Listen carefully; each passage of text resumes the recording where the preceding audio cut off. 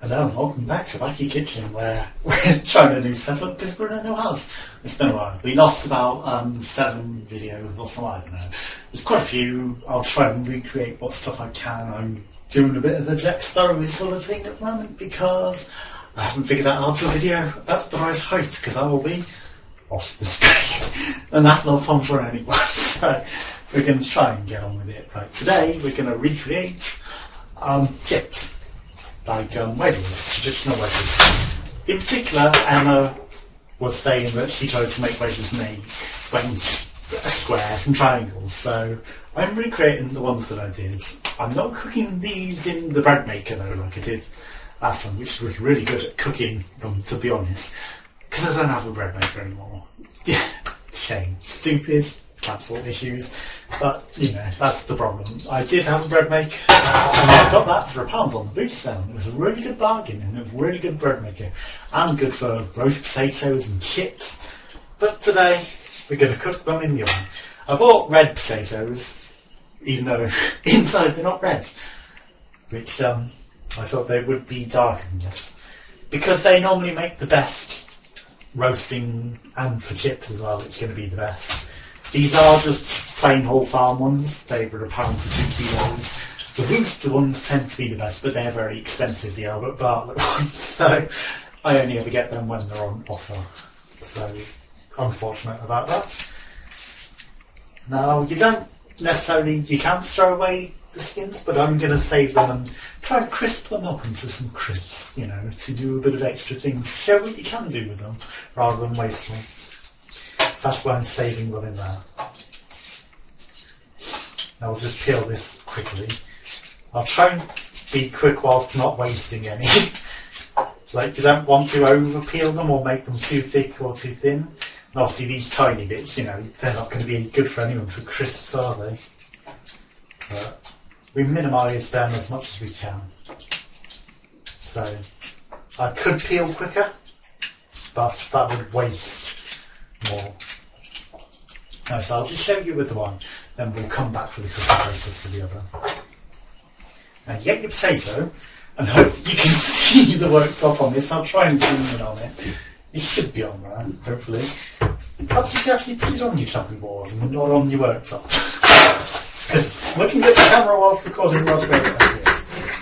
Now a lot of people will say that that isn't the way that you do it with your arch over that, but I mean, as long as you put your knife in first, then arch over it, you're not going to stab yourself into it. It's perfectly safe.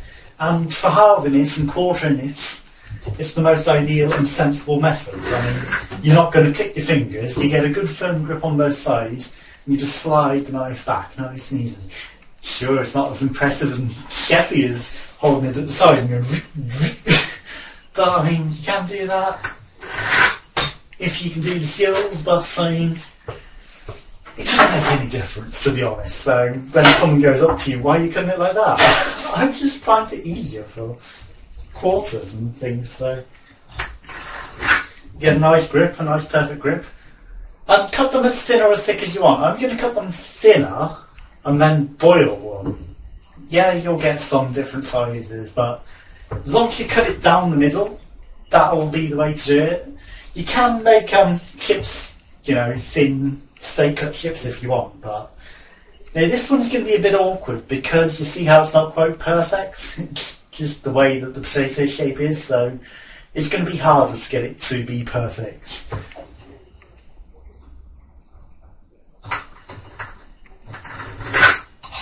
So you are going to end up with a more wedgy one and a thinner one, but you know, the home cut, it just shows that they're home cut, you know. They're not squares, they're not triangles, they are wedges, but just because of the way it's cut, it's going to have like half cut, yeah. No one really cares about that, surely.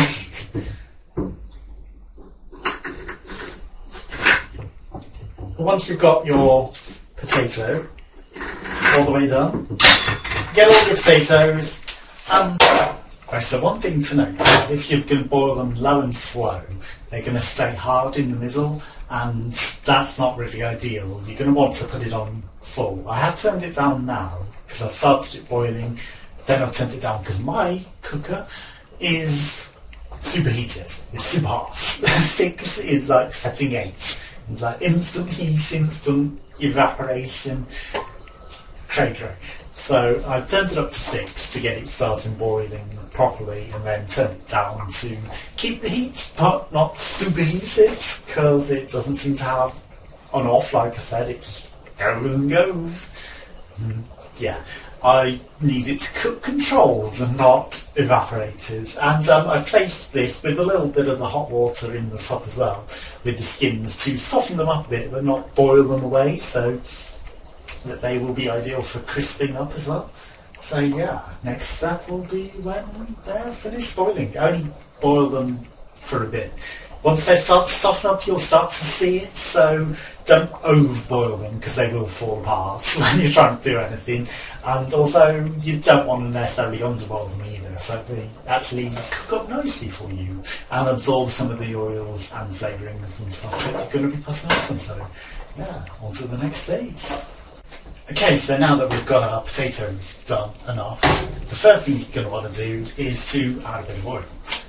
So any oil you want really, whatever you feel is best. Don't put too much, but you've got to have enough to make sure that you actually coat the potatoes. Otherwise, you're not going to get anything done. So give that a good swirl around. If you've got some sort of other utensil that might be ideal, a fork is not the worst idea. But I mean, I'm sure that there are better things to do, but a fork is going to help break down the flesh a little bit to make sure that you get those nice crispy edges that aren't on the floor. Yeah, so that it gives a nice surface. You can, if you want, microwave these rather than boil them.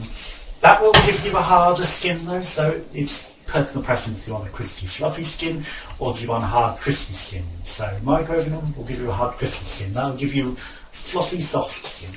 Right, so the next step you're going to want to do is to get your salt.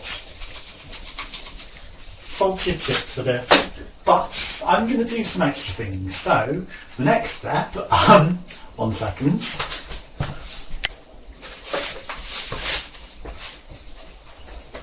Preparation is the key, as they say. As I'm going to add some butter, just so that it goldens it up a bit, and everything is going to end up on the floor today, isn't it? Right, and then we're going to mix that round.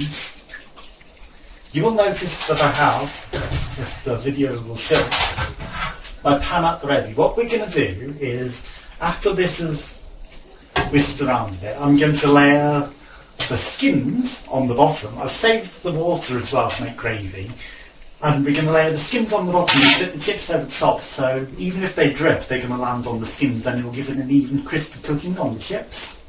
So that'll be the best way to do it. Like I said, oven isn't the best way to do it. The best way to do it is in the bread maker.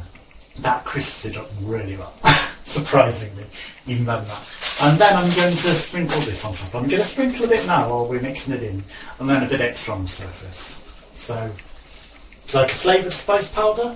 You can sprinkle whatever you want on: pepper, spice powder, korma powder, chicken tikka powder. This is a pre-made powder. You can get your own spices and grind your own spices on, of course, but hey, this was cheap. Bargain shopping here. And that will give your chips a nice coating.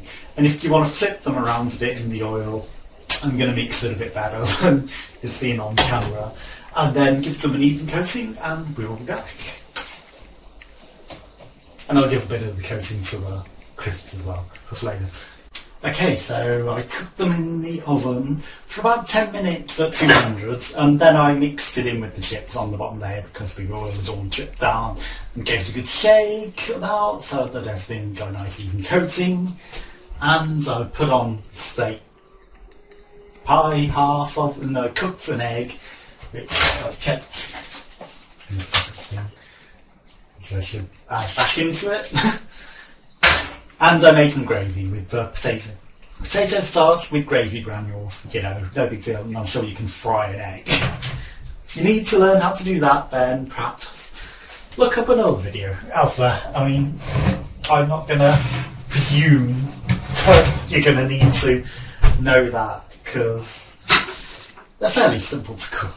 Right, so our chips are looking quite nice. The crisps haven't crisped up very well, but really you want to deep fry them to make them go. Right, so I'm breaking these up a bit because I'm faffing about too much. Yeah, you're going to want to deep fry them in a very gentle heat so that they crisp up but not overcook, because they're very hard to do. Now, the only time that I've actually done crisps properly, I was at uni, and Wayne and Marika and her friends were watching me, my flatmates at the time, in university, and they were like, can we try some? Try some. And I was like, sure, this is my first attempt. And they were like, oh, these are fantastic. And then they kept digging in. And I was like, I'm making these myself, so don't eat them all. Because, you fry them in batches, small batches, because they're time consuming, because you have to do a couple at a time, a few at a time, so they don't all stick together. And it's very complicated. So, yeah, I kept turning around and there was none. And so after about half an hour of cooking them, I was fed up of cooking at the time, because it's a very time consuming thing. And then I came with the last batch and I was like, well, there's none left. Where are they? They took advantage of me saying, yeah, sure, go ahead, try them. I even told them, no, don't eat them all, I'm cooking these for me. And they ate them all, so that was a bit mean.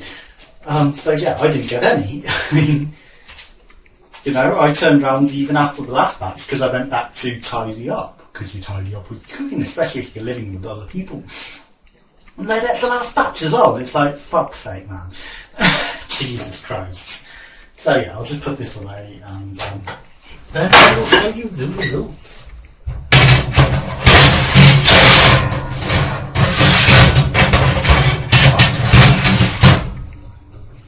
So I never even got to eat my own crisps, so I've never tried again since, because, it's a bit of a piss take.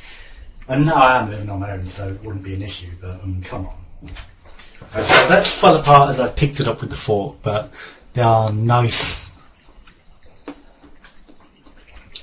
and crisp and nice and stuff. If you want, you can not put spice, just put salt, and that will crisp up nicely.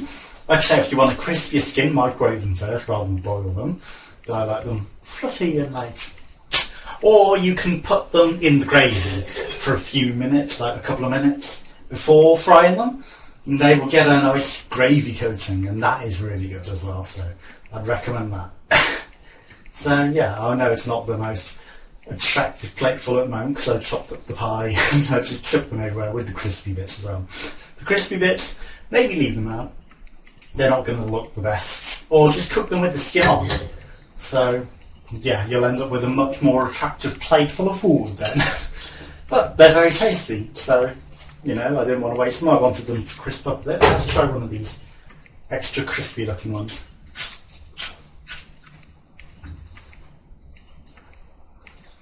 I'll come closer so you can hear. They are crisped.